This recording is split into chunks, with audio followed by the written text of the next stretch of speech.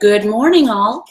My name is Casey. This is my weekly YouTube Keto Chat, live, not from New York. Thank you for joining.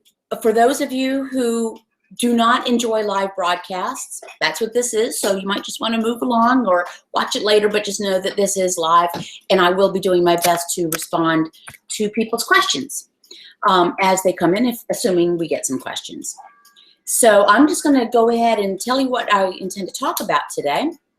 And as I adjust my screen, because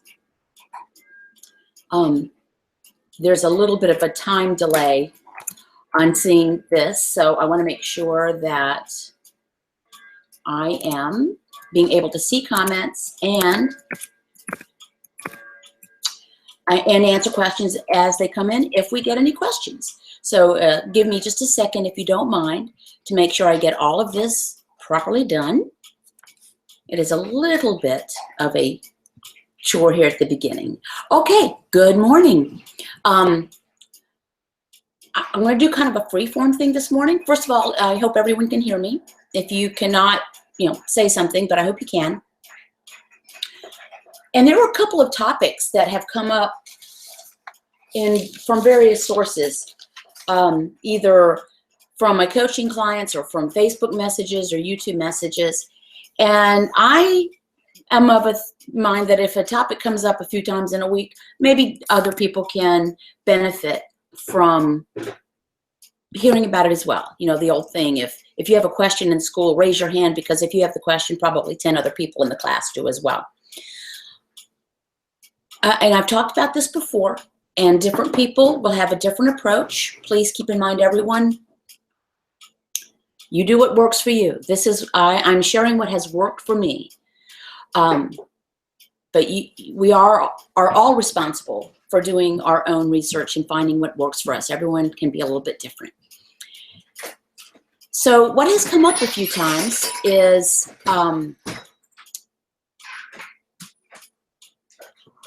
people saying, how do I get all my fat in? Or, I'm tracking in MyFitnessPal, and I'm at the end of the day, and I haven't eaten all my calories. What can I eat that won't throw me, out of whack? It won't be too much fat, too much carb, too much protein to throw me out of whack, because I'm not hungry, but MyFitnessPal tells me I need to eat 350 more calories or something like that. No. Good morning, Sylvia and Rhonda. I'm so pleased to see you show. Let's think about that. And please tell me if we already went over this before. I don't want to repeat myself, but I think it does bear repeating. Don't let MyFitnessPal or a friend or the USDA tell you how many calories you should eat. Your body will actually kind of tell you. We're all different. MyFitnessPal, I've said it before, it thinks I'm going to drop dead every day because I'm not eating enough calories. And I am eating enough calories. I'm feeling great, doing very well. As a matter of fact, since my most recent low, I think I've put on 4 or 5 pounds, which is fine. I see that as a normal fluctuation. Also, I tend to retain water in the spring. And as Marjolaine has pointed out, it's the first day of spring. She says that they're getting rain in Amsterdam. It's pretty here. Happy first day of spring, everyone. But going back to college, I remember that I would retain water at this transition for some reason. The vernal equinox must make me retain water.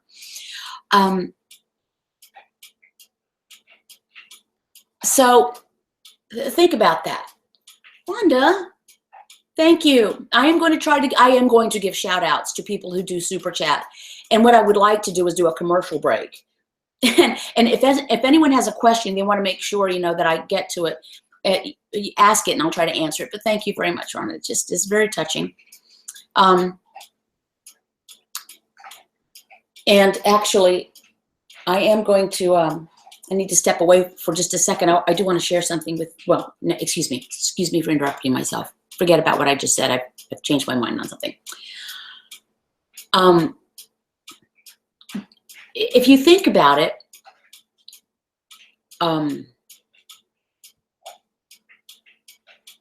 why would we let an application, a phone app, tell us how many calories we should be eating? Good morning, Lindsay. We've just learned, most of us, many of us have learned that our medical professionals, the USDA, nutritionists, have really gotten it wrong for like 60 years on telling us what to eat.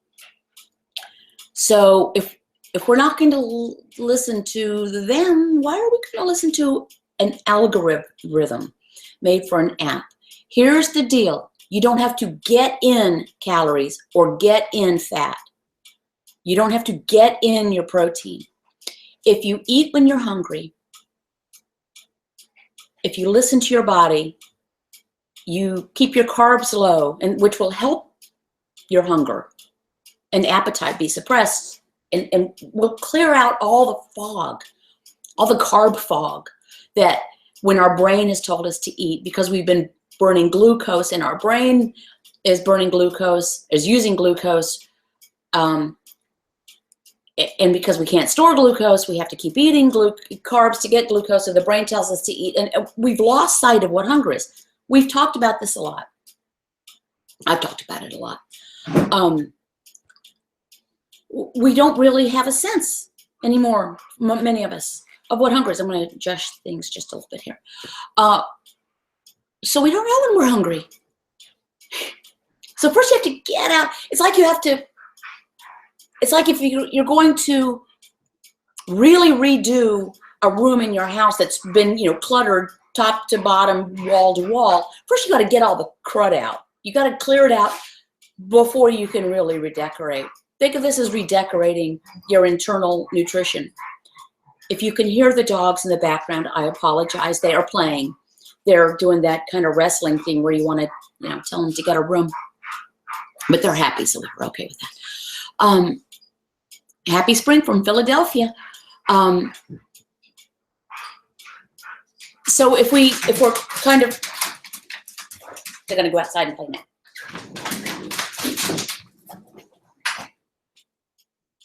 Sorry about that.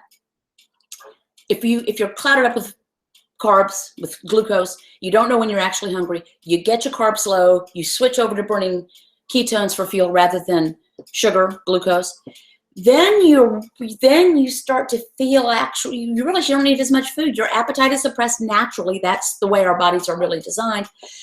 And then you can start listening to hunger. So if you're listening to hunger or satiation, you kind of don't need an app to tell you how many calories to eat, or a food chart, or a BMI chart. Dr. Stephen Phinney, frankly, the world's most authority probably on the actual research behind the ketogenic diet, a well-formulated ketogenic diet. He has said flat out, I will never tell anyone how much they should weigh or how many calories they should eat. He says, and when people ask him, he says, I don't know how much protein I eat. He said, I wouldn't tell you how much unless, if you want to eat what I eat, I'm not going to tell you unless you are my clone or my identical twin. And even the identical twin, he's not so sure he'd tell, because we're all too different, okay? So that's something that comes up when people say, I'm having trouble getting in my fat. Where this idea that you have got to hit a minimum number of grams of fat, I don't know. None of the researchers have said minimum grams of fat.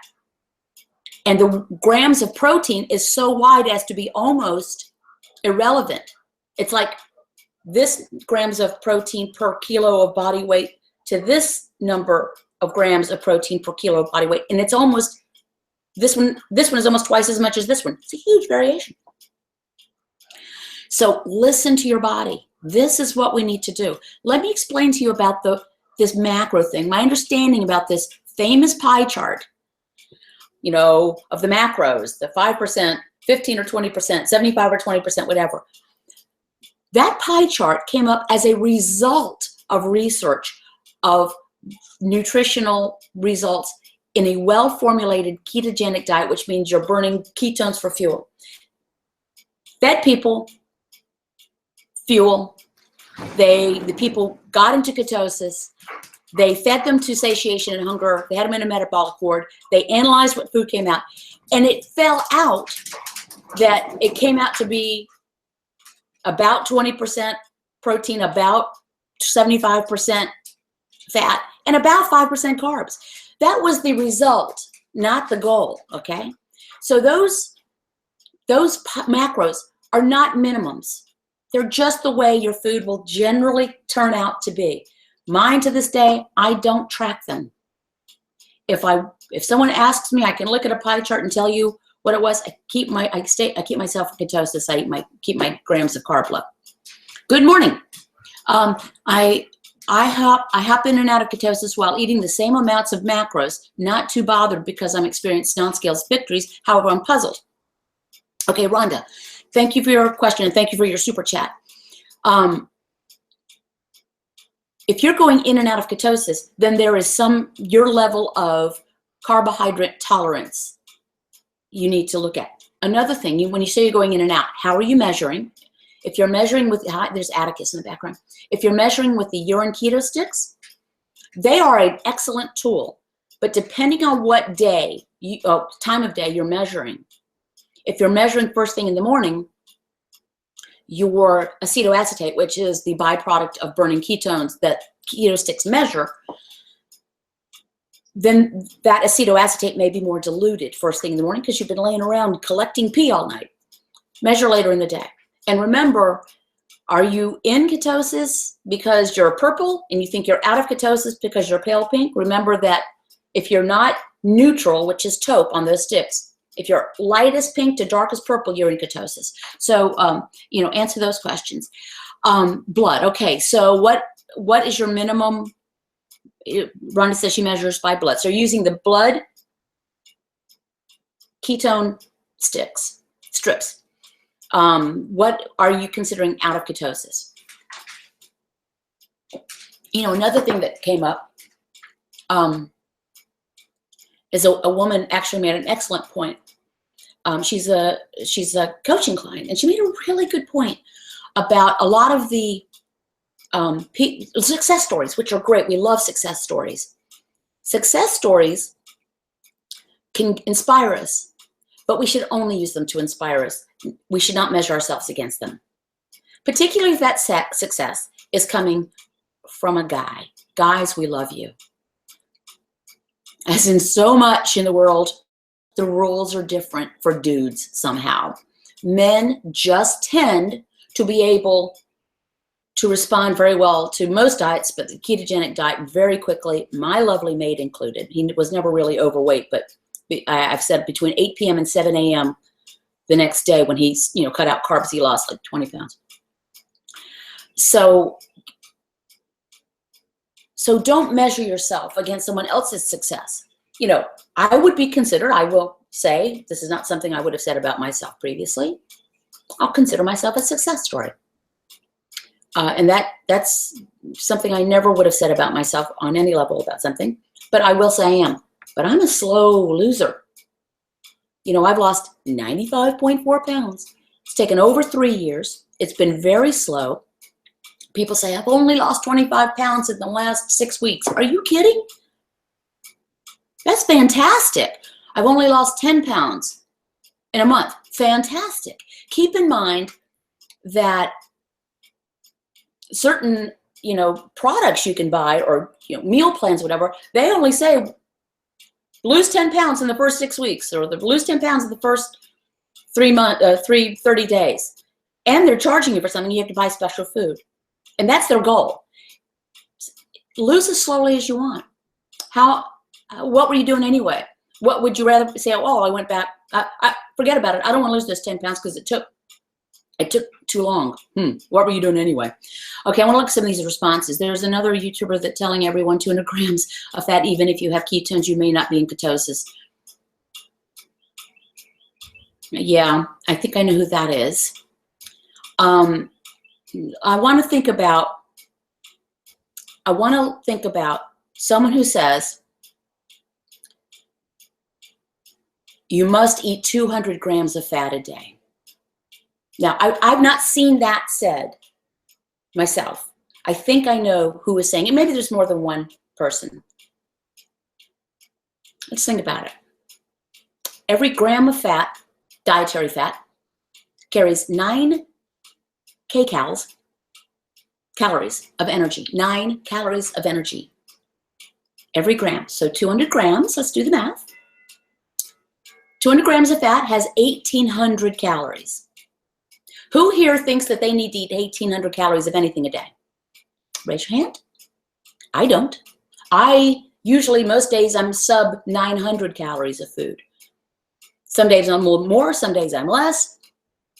So why would we need to do this? And even if you're measuring ketones or measuring positive, you may not be in ketosis. Now, if you are eating exogenous ketones, if you are taking in a bunch of dietary fat, yeah, you can measure in ketosis because you're excreting all this extra fat, right? What you can say is you may be in ketosis and not losing weight or burning body fat. That's true because the ketogenic diet is not a weight loss diet. It's not a weight loss diet. Say it with me. The ketogenic diet is not a weight loss diet. So why am I here, you ask yourself? The ketogenic diet is a fat-burning diet. Ketogenic means you're in ketosis. Ketosis means your body is utilizing ketones for fuel rather than glucose for fuel. That's all that means. If you're overeating dietary fat, i.e. eating 200 grams of fat a day, which is insane, unless you're a bodybuilder, okay? I'm going to come back to that. But for most of us here, I don't think are bodybuilders, okay?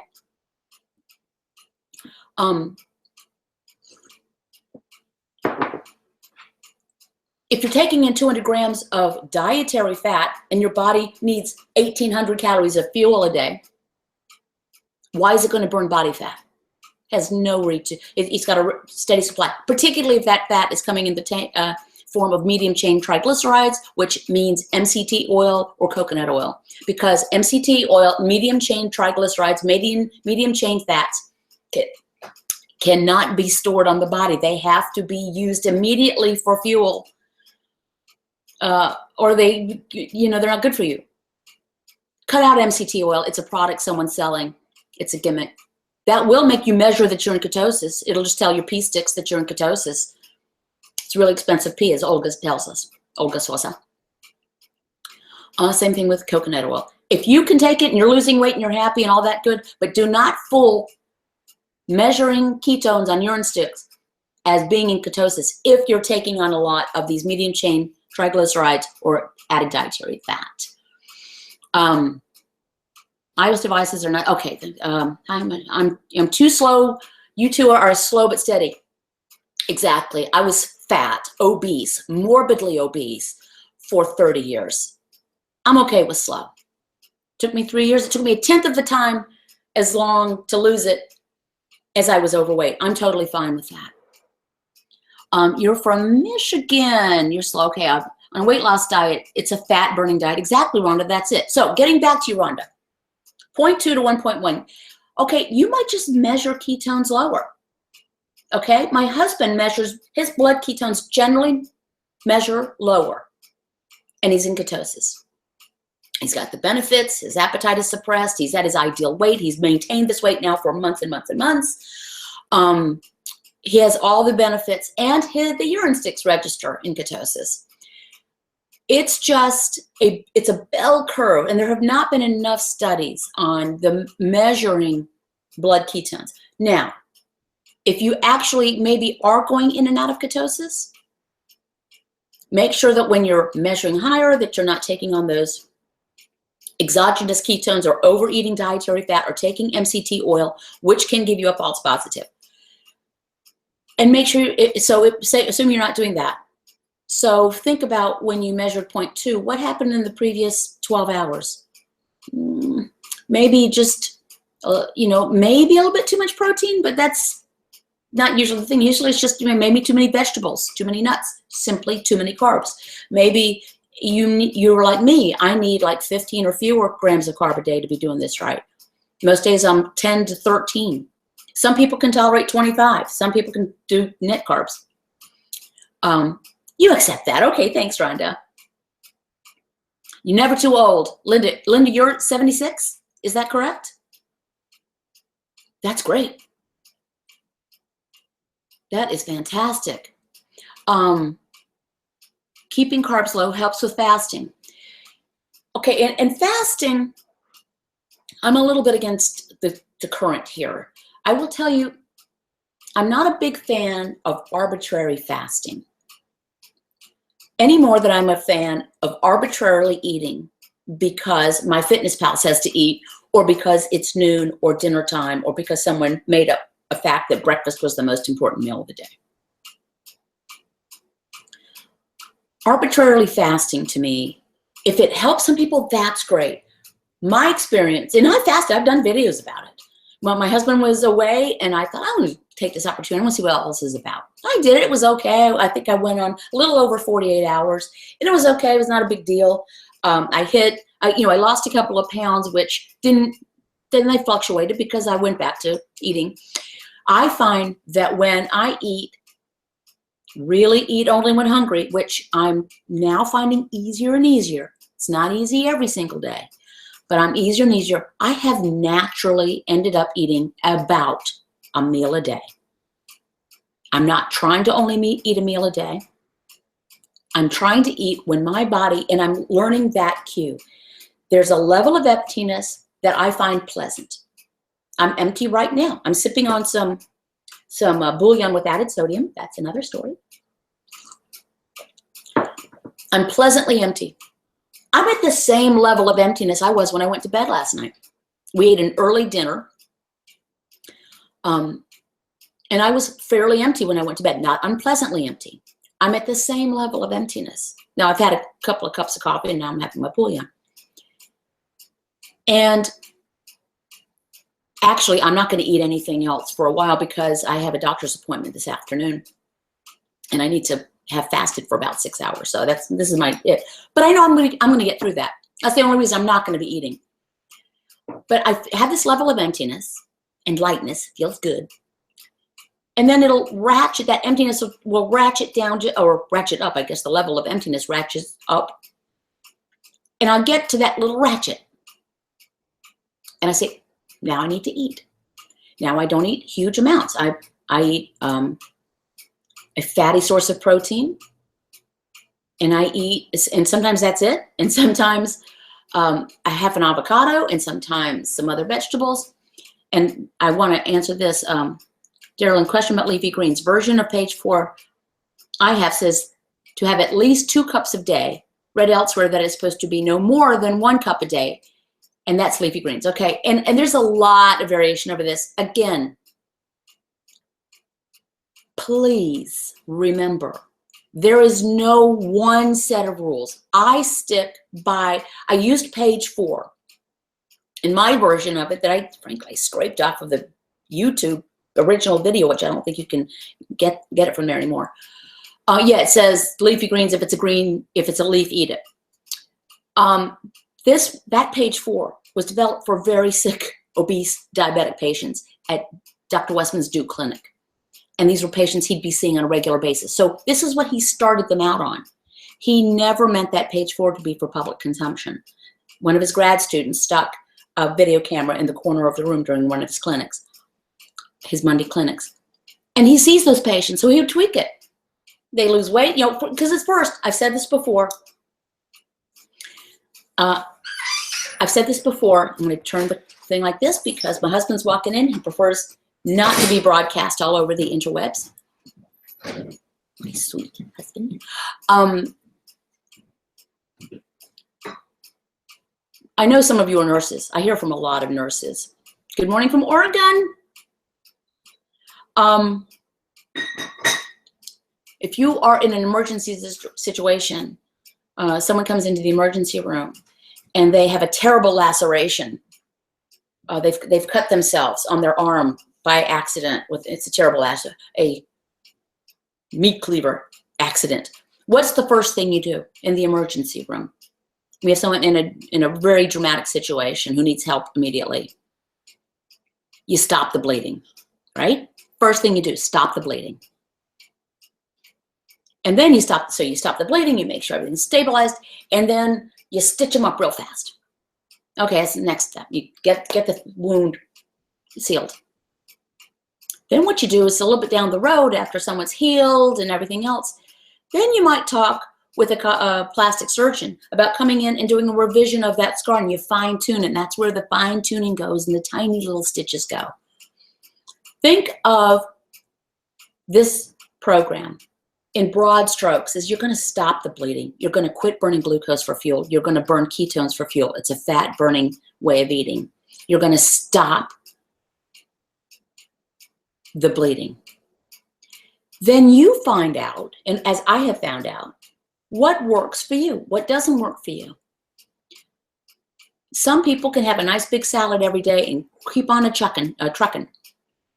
I measure my veggies because I find out if I overeat veggies, things stall out for me. I'm listening to what I need. So if you can't really go wrong with, if you take your fist that size of leafy greens and your fist that size of non-starchy vegetables a day, you're pretty good. And actually, that's what Dr. Westman said in his white coat video. That's exactly what he said.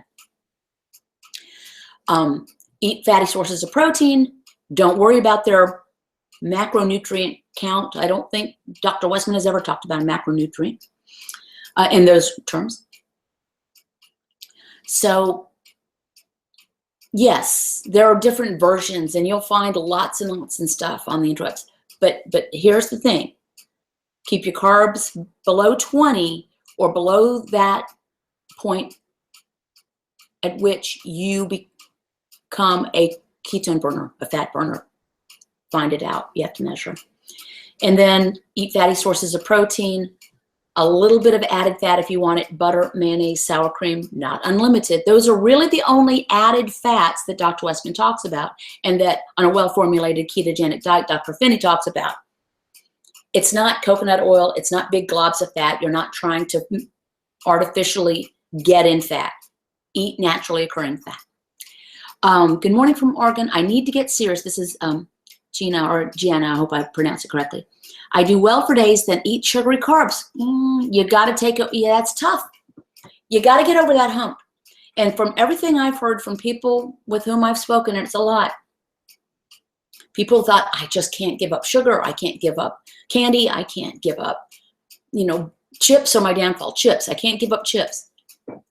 If you can get past a couple of weeks, almost every person comes back and says, I don't even think about them. Not only do I not crave them, I don't think about them. And then sometimes when I see other people eat them, I'm like, oh my gosh, you're poisoning yourself. Stop doing that. You're like a reformed smoker.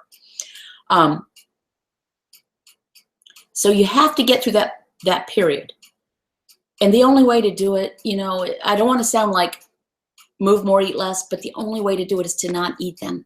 Set a timer. Maybe in an hour I will eat some carbs, but right now I'm not going to eat them. If you have to do it by 10 minutes at a time, do it. Yeah, but get over that hump, and I promise you'll thank yourself for it. Your future self will thank yourself for it. Oh, thanks, Mick. Mick, post a question. I wish someone would ask me a question on the super chats, so I feel like I'm earning my keep.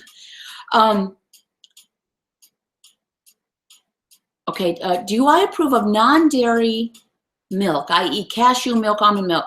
It's all about the carbs. I don't use it just because we don't use it, because we don't use, the only thing we use a milk product for is in our coffee, and occasionally, in a little bit of a sauce, or there are not even too many recipes that we use, and we use heavy cream for it. If you can't tolerate dairy, which some people think, I want to throw this side thing in. And I don't know an answer to this question, but I'd be curious if anyone has found that they used to be lactose intolerant when they were a glucose burner. They became keto adapted for a good long time. They took in dairy and it didn't bother them. I'm just curious about that. As Dr. Finney says in a recent lecture, he says, when you're a glucose burner as opposed to a ketone burner, it's not like the glucose burners, you know, you live on that side of the street and I'm a fat burner, I live on the opposite side of the street. He says, it's like we live on different planets. The rules are just really different. Things are different for these two metabolism processes. I'm just curious about that. It's something I've wondered. Mimi, hello from Ohio. Hi. You're right, Casey. I was a chipaholic until I went keto. No more cravings. No more stomach pains. It's really interesting. We think we're addicted to something, and I've said it before. I want us to back away in our own self-talk to telling ourselves we're addicted to anything. I'm going to say this seriously. Just like saying I'm going into starvation mode is an insult to people who are starving to death. Saying I'm addicted to something is a disservice to people who are truly addicted. Someone wrote me today, a coaching client. I'm addicted to carbs. I'm not sure that I can ever do this. We're all addicted to carbs. Hate to tell you. It's the way our bodies are designed, because we weren't designed to take in carbs for fuel. We're designed to take in fat and protein for fuel. Evolution told us if you're taking in carbs, you must not have any access to the stuff we really want, which is fat and protein. So, okay, eat as many carbs as you can, because there must be something dire going on if you're not eating wildebeest.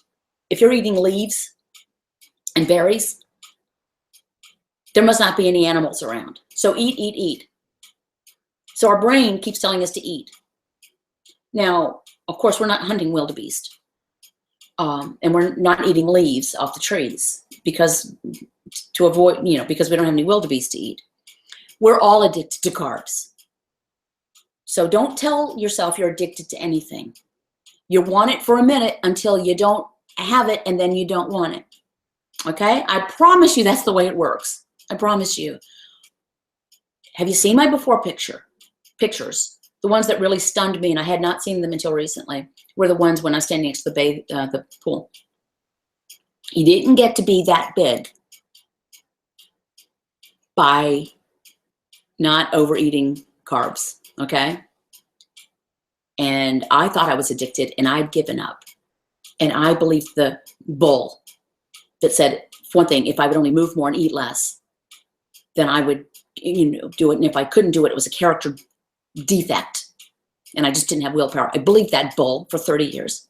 I also believed that once I got to be about 45, if I hadn't done it by then, I was never going to do it. You're toast. No pun intended. Give it up. And why don't you just, get out of everyone else's way and quit using up so much oxygen, by the way. And please don't sit next to me on an airplane. I believed that. And I believed I could do nothing about it. Those things are wrong. If I can do it, I don't care who you are, you can do it. I mean that sincerely. When you take a person who's given up, and I'm a smart person, and I'm an optimist, and I'm gregarious, and I've given up on myself. I'd become a pessimist about myself. I'm an optimist about the rest of the world. I had become a pessimist about myself. Don't tell yourself you're addicted. Don't tell yourself this is too hard. Don't tell yourself you're too old, too fat, too sedentary. By the way, I don't exercise. I every day say I'm going to, and I still don't. I'm not anti-exercise. You can do this. It's simple, which is not to be confused with easy. Get yourself from burning glucose for fuel, which your brain is going to keep telling you to burn, to burning ketones for fuel, which your brain loves and is perfectly happy doing. But it takes a while to make that transition, okay? You can do it. You're toast, yeah.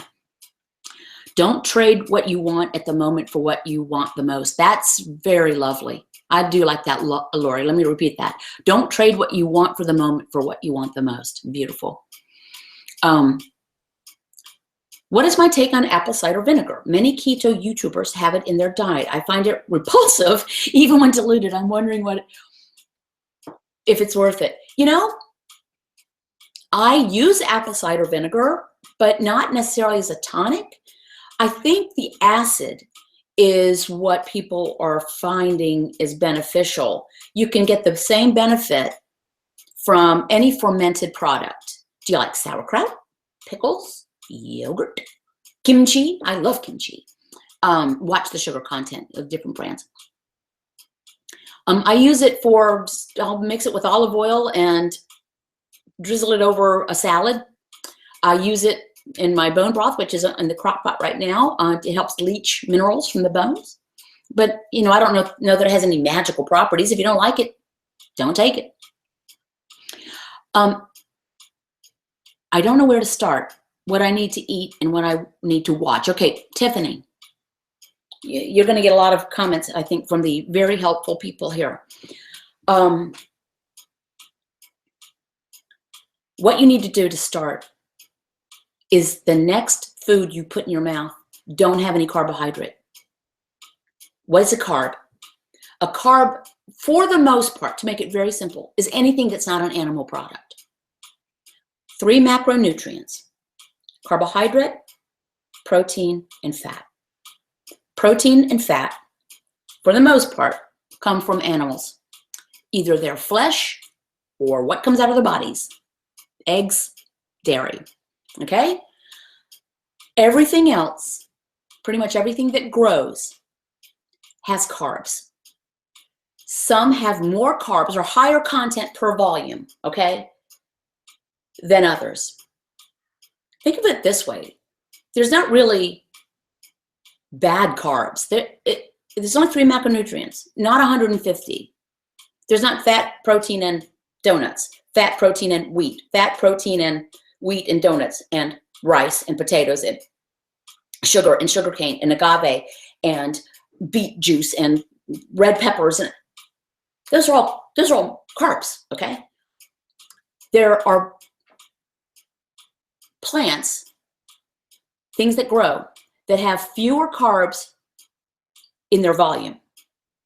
So an apple, about a small apple, has 20 grams of carb. So say by weight that apple is 2 ounces. Well, 2 ounces of lettuce has by weight, has many fewer carbs, okay? So you don't have to have the vegetables if you don't want, or you have very few. Next thing you put in your mouth, no wheat, and okay, so no pasta, crackers, chips, cookies, sugary sodas, fruit. Fruit is nature's candy. Help me out here. Anything else? Guys, anything that's not from an animal, don't eat it. That's all you need to start. Don't fear the fat. Don't try to force the fat. Tiffany, if you have a lot to lose, you can get away with eating more at the beginning. I ate a lot of food at the beginning. I was much bigger. I was this big. So I ate a lot of food at the beginning, but that only lasted about 2 or 3 weeks. I just couldn't eat as much food. I did not need as much food.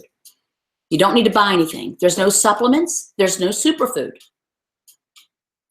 Okay? There's no powders, potions. I do not recommend shakes. Eat food. It's pretty simple. One of my most popular videos so far is one I just posted yesterday, a week in food. You know, I try to do the daily food thing, and I don't eat much food. So I decided to do a week in food. Some days I eat more, some days I eat less. And I'm going to try to do those weekly. Okay, I'm going to try to make them look a little bit better too. It's hard to photograph food. It looks awful if you don't do it right. Free to Be Me has just started her own channel. Y'all check it out.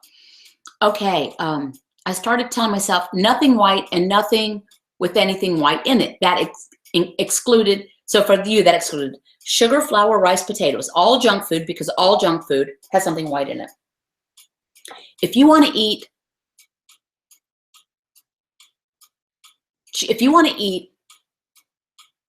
fat pork chops, and bacon every meal. You can do that. That's no carbs. Just don't eat anything that's agriculture, no grains, no, y'all know. Okay, no processed food. But I want to make, yes, no processed food. I want to make clear what I meant about all the carbs. People say I've cut out sugar, but I'm still not losing weight. You know, if you're eating whole grain Ezekiel bread, those are carbs. As far as your liver's concerned, it comes in your mouth, it goes down, it does through the process, it hits your liver, and depending on what you're eating, you either do or don't get a surge of glucose coming out. It doesn't matter whether it's a donut or a giant apple or a glass of orange juice or stuffed crust from the pizza or a tablespoon of sugar or 15 ounces of broccoli, which is way too much broccoli. Oh, I'm glad you liked it, Darylyn. Another thing, this came up, 2 people have said this to me in a week or written this to me. Do not confuse a cup of vegetables with 8 ounces of vegetables, okay? A cup by volume is very different than a cup by weight, okay? I use a digital food scale for my vegetables as a rule. So some days I don't eat vegetables, heresy. But when I do, I measure them out because most of my carbs come from vegetables and I keep my carbs below about 13 is my goal, total, not net. So measure by weight. I had someone said, so I can have 16 ounces, a pound of lettuce? No, a lot of lettuce. So just keep that in mind.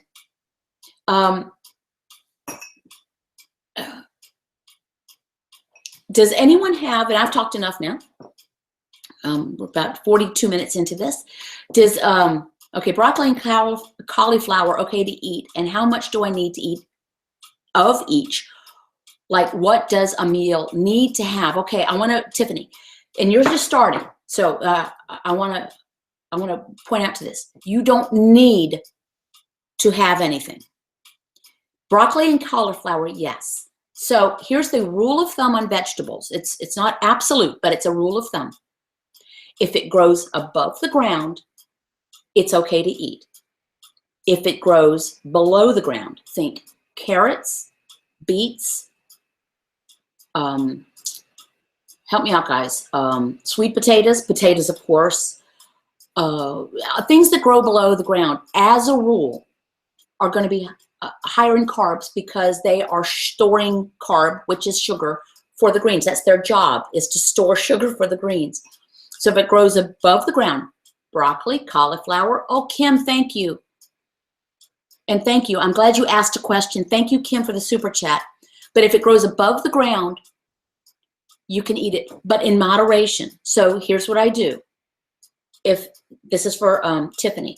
For those vegetables, a serving about the size of your own fist, not how much you can hold in a fist, about the size of your fist, that's about how much to have. If you're doing leafy greens, the size of about 2 of your fists, and that's it for the day. Okay, Kim, thank you for the super chat. She asks, can you tell us keto foods that are high in potassium? This is a very important question because one of the things, and I'm still figuring out how to manage it for myself. I was doing fine, but over the last couple of months, I've had to regulate my mineral intake. And this is another lesson. I've been doing this for 3 years. So just at about 3 years in, clearly something happened in my body chemistry because I think I got a mineral imbalance and it resulted in tingling, muscle cramps, lightheadedness, feeling of a racing heart. And that can be because with the ketogenic diet, you lose a lot of water pretty much all the time. Along goes sodium. With sodium go other minerals, magnesium and potassium. And these are very important minerals, and calcium. So you want to eat foods that are high in potassium. One of the highest, Avocado, baby. An avocado is a great source. Generally, dark leafy greens are good in both magnesium and potassium. I just found this out. The reason dark leafy greens are dark and green is because of the chlorophyll. We all know about chlorophyll making things green. It's the magnesium that makes the chlorophyll green. So potassium is a very good one. But let me talk to you about regulating those things. You generally don't need to supplement potassium. If you have some kidney issues going on, talk to your doctor about it. Potassium, magnesium sometimes, yes. Potassium is, and you don't want to overdo potassium, so it's fairly careful to not overdo. But I am finding that if I up my sodium, that is regulating my magnesium and potassium, I believe, because tingling gone, lightheadedness. Now, here's my lesson. Yes, Kenneth, avocado, very high in potassium. It is one of the best foods, and it's an excellent source of fat. Don't overdo it. I limit mine to half a fruit a day. And it's a fruit. We think of it as a vegetable. So let me, because fruit is not allowed, half an avocado a day. And that on ours, the ones they generally come out to be a half, about 1.5 to 1 3/4 ounces by weight a day, and that's kind of my limit. You're welcome, Tiffany. So I had this, and I know I'm repeating myself, but I have new information. So I was tingly, lightheaded. This was around Christmas. Oh my goodness, oh my goodness. So I talked with Dr. Westman the next time I saw him at the support group meeting. He said, Dr. Finney says you're supposed to eat 5 grams of sodium a day. I went back and I thought I was getting plenty of sodium because we salt our food and all this. I'm not shy about sodium. Here's what I have found, that I was consuming probably less than 1 gram of sodium a day. Way too little. The dietary guidelines, I think, call for 2.4 grams a day, and that's just not enough for most people. Certainly it's not enough for me. So I'm supplementing. I've got my bouillon right here. And this happens to be commercially made bouillon, better than bouillon, because I'm still waiting on my bone broth to finish. 6 grams of that by weight, because I do measure. That has 350 grams of sodium because I inadvertently bought the reduced sodium one, and a added teaspoon of Diamond brand kosher salt, which gives me an extra 1,120 milligrams of sodium, which gets, so that's another 1.1 grams. So this is a 1.5 grams altogether. I'll do this twice a day. I was doing that. I thought, okay, I've solved my problem because the symptoms went away. But then every few days they come back. I say, oh, I have to take it again. Every few days they come back. So I just saw a lecture by Dr. Finney. He was talking about this very topic. He says, he literally said once a week of, upping your sodium. Once a week is not going to do it. You need to do this every day. So who knew? So if you're feeling kind of leg crampy, a little lightheaded, maybe a little not lower energy than you expected or than you've been having, twitchy, finger twitchies, pins and needles, up your sodium. Now look at your brand of salt, whatever it's Himalayan rock salt or kosher salt or table salt. Look at your milligrams of sodium per measure. It's usually by 1/4 teaspoon, and figure out how much you need to add to get to about 5 grams, which is 5,000 milligrams. So there, a little sciencey and mathy.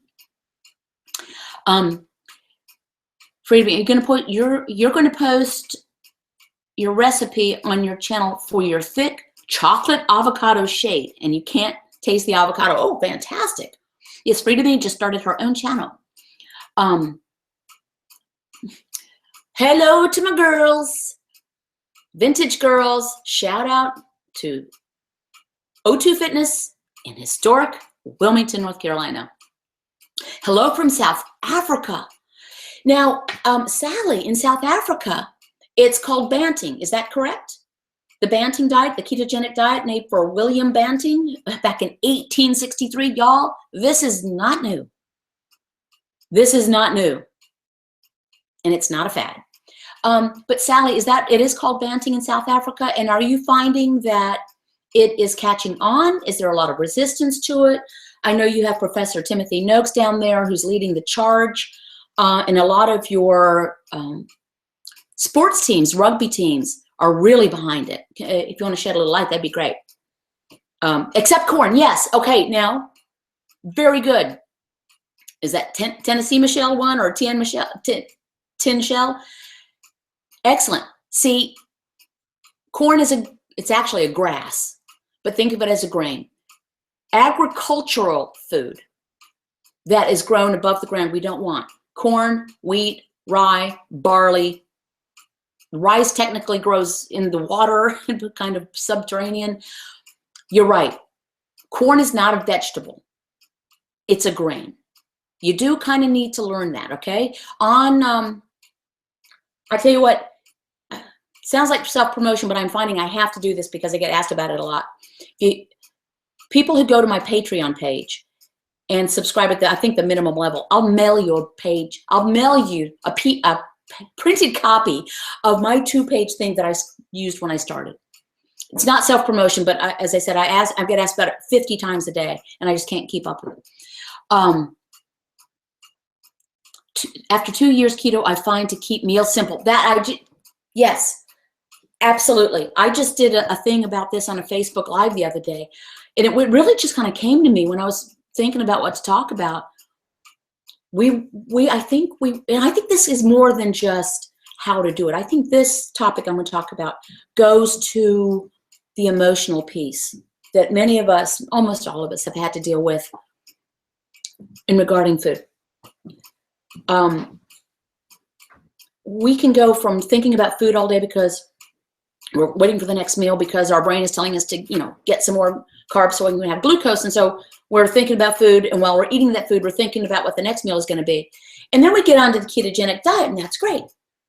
And we're not necessarily desperate to eat food, but we find we're still thinking about food all the time. If you like to think about food all the time and it doesn't interfere with your life and you're happy and healthy, if you're losing weight, and if that's your goal and your blood is great and you don't, fantastic.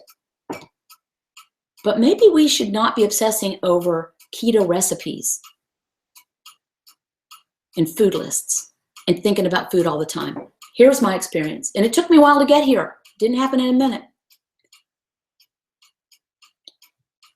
I feel like I have freed up my brain. I've said it before, food is not the boss of me anymore, and that has been huge.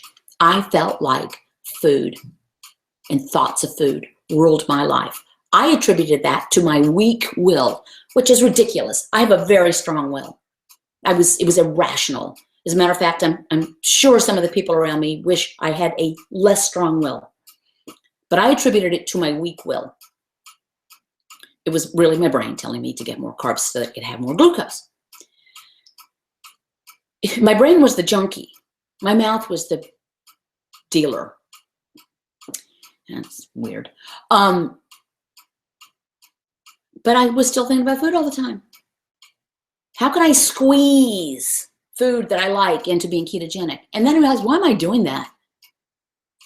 I don't want to think about food anymore. I've got other things to do. I've got videos to make. So keep it simple. We in this household, granted it's just my lovely mate and I, he and or I, or he, can throw a meal together in no joke, 8 minutes, because it's simple. It's a fatty source of protein. Sometimes there's a side vegetable, sometimes it's a salad, sometimes it's both. Many times it's leftovers because we eat so much less. We keep bacon fat on the counter, or we just bought some lard because we were low on bacon fat, or we'll saute in a little bit of coconut oil. That's the only place on the list coconut oil shows up is for sauteing or frying. And that's it. It is super simple. Keep it simple. Now, if you really like, I know my girl, Sonny, she loves to peruse recipes and cookbooks, and that's a hobby, and it gives her fulfillment, and it doesn't interfere with her day. It doesn't interfere with her life. She doesn't feel ruled by food. Great. But try not to stress. Allow yourself, if you realize you've forgotten to eat in 6 hours, take that as a cue from yourself. I don't need to think about food. Food has literally become my fuel. It is not my obsession. And this has been one of the last little humps for me. eating only when hungry, getting out of the habit of eating food, and now quit thinking about the daggum food. I don't think about where am I getting my next glass of water. I'm not thinking about when do I get my next nap, obsessing about when I get to go to sleep at night. It's just what my body needs, and I'm following it. Lecture over. Okay, thank you, Rhonda. I want to tell you something, and I had the very, Ty, don't ask me what I think of certain online people because I don't like to throw shade. I will tell you this. You don't need to buy anything. If someone has created a site and one of the main things is to sell you a product, you don't need to buy anything. You don't even need to buy keto sticks, okay? You don't need to. It's just food. It's the food. And it's not about what you eat. It's about what you eliminate. Eliminate the carbs. Don't worry about cramming in stuff. Don't worry about... I'm going to tell you there is a place out there, I'm sorry to get sidetracked, that are still selling cruciferous vegetable pills. Cruciferous food pills. Do we want to think about that for a second? Cruciferous food, for those of you who don't know, is cauliflower, broccoli, Brussels sprouts, cabbage. It's a class of plant. Just think about that. It makes me angry. Rhonda, okay, I'm gonna say, Nia, Shark Week is killing me right now. I feel so off. I know, and for those of you who are still experiencing Shark Week, which I think is a great way to pull it, any hormonal fluctuation can be a problem. I think the only way you have to deal with that is in advance. Say, well, okay, well, I've got, I know what's going to happen, start happening in 2 days. Be prepared. Maybe take on a little added fat, added cheese, something like that if you can, to just kind of satisfy you. Try not to cave. I know it's tough. I don't have to deal with it. Hallelujah. Anymore. Someone said, thanks for sharing my strength. I had the privilege of speaking with a woman yesterday who is wonderfully looking to get her mother, her 74-year-old mother, into coaching. And she's been doing, the daughter has been doing keto for about 3 months, and she's so happy with it. And you told the people around her, she says, oh my God, people say, oh, it'd be so hard to do that. And, wow, I'm really impressed with what you're doing. And she says, I hate to tell them, it's not hard. And I said, you know what? I had the same thing. People say, oh, you're so strong. What an accomplishment. You must be so proud of yourself. I'm happy for myself. Y'all, this is the easiest thing I've ever done. It's the easiest thing I've ever done. Once you get past when you clear all the glucose out of your system, you get that high from burning ketones, and it is like a high. I felt like I was on amphetamine sometimes. You don't want to give it up. If you can make it, once you're 3-4 weeks in, you don't ever want to go back. And then it's just simple. It's not easy, but it's simple because then you learn to tweak. It's all a process. And accept the victories, non-scale victories. Somebody can wear jeans that from the back of their closet they hadn't put on in 5 years. They're wearing their daughter's clothing. So thank you for the compliment, but it's not my strength. It's my blessing to have found this. Please state lifestyle change, not diet. Yes, this is not, well, it is a diet. There's no way around it. I find it kind of silly to say this way of eating. It's a diet. Just like a kosher diet is a diet, okay? It's the way you eat when you're keeping kosher. So I'm not offended by the word diet. It is my diet. It is the food I take in, but it is not short term. This is the way I'll eat for the rest of my life. It is the way I'll eat for the rest of my life. So yes, it is a lifestyle change. Is it a dietary change? You're welcome for the update on sodium. And this really is new information to me. So to recap, if you're feeling something off. You otherwise feel good. You don't feel sick, but you feel twingy. Feel like my phone is vibrating in my shoe. I'm a little lightheaded. I'm a little draggy. Look to the simplest solution first. Up your sodium. And measure that. Just take pencil to paper. Figure out how much sodium you're getting. Try to get about 5 grams a day.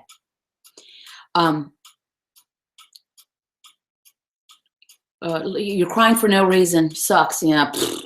Hormones. They suck. Addicted to nut butters. Family wants them, so I have to have them in the house. I feel so weak every night. Okay, Christina. For one thing, you're not addicted. We talked about that earlier. You might like them. You're not addicted. Your family wants them. Okay, have them. That is a challenge. If you have foods in your house, you know, it's 10 o'clock, guys. I need to be signing off here in a minute. If you have foods in your house, if your family, you know, by the way, your whole family can benefit from this, even your children, even your very young children. There's no reason young children cannot benefit from the ketogenic diet, and most of our husbands can as well. You're just going to have to get past it. So tell yourself, tonight I'm not going to have any nut butters. Maybe tomorrow, but not tonight. Then, you know, get up and do a load of laundry or run around the block or have another, you know, some unsweetened iced tea or something. Yeah, cruciferous pills, really? Remember, that's not your food. That's not your food. Christina, remember, that's not your food. Yes, it's just not your food. Do you have to supplement sodium for the rest of your life? Okay, I'm going to be. You know, as long as I'm eating this way, you know, and it's easy. I mean, we're talking about the cheapest substance on earth almost is sodium, salt. I do use Diamond brand kosher salt. I'm not you know, I have no remuneration from them. I just find that there are no additives. I think another brand has some added stuff. You can use sea salt. You can use Himalayan rock salt. Oh, Free to Beach, your 1 month mark. Congratulations. Yeah, so I'll probably just do this because it is what we should be eating all the time anyway. So here's the way I'm going to look at it. I'm not supplementing. I'm just getting what my body needs. Right? It's what I should be eating. So I'm going to have some. I'm going to take this opportunity to thank all of you awesome people who did the super chat. I am going to step away for 1 second. If you've already left the conversation, adios. But I do want to show something. Excuse me. It'll take me 1 second. Pick up my microphone.